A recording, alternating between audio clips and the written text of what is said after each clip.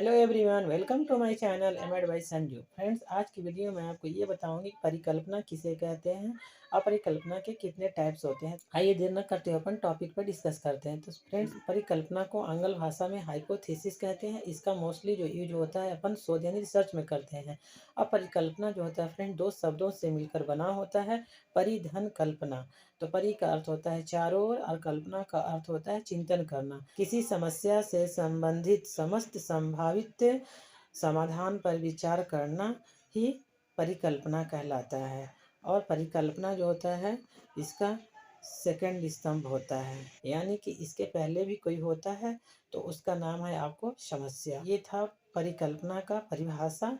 और एग्जाम्पल हम टूर को लेते हैं कि हमको कहीं टूर जाना है, तो हमने ये तो सोच लिया कि हमें टूर जाना है, बट हमको कब जाना है, वहाँ कितने दिन रहना है, किससे मिलना है।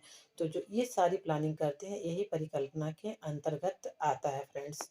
तो ये हम आपको बताएं और अब जानते हैं कि परिकल्पना के कितने टाइप्स होते हैं। तो आइए इस पर भी थोड़ा अपन डिस्कस कर लेते हैं। परिकल्पना के टाइप्स को 3 भागों में विभाजित किया गया है। तो फर्स्ट है चरों की संख्या के आधार पर परिकल्पना, दूसरा है चरों की विशिष्ट संख्या के आधार पर परिकल्पना, और थर्ड नंबर में है चरों के उद्देश्य के आधार पर परिकल्पना। तो इनमें भी आपके कुछ पॉइंट हैं, इसको देख लेते हैं। तो चरों की संख्या के आधार पर जो होता है इसमें दो तरह का होता है, साधारण परिकल्पना और जटिल परिकल्पना।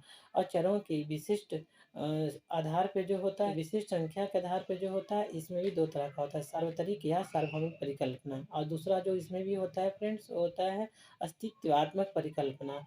और विशिष्ट उद्देश्य के आधार पर जो परिकल्पना होती है इसमें भी 3 प्रकार का होता है।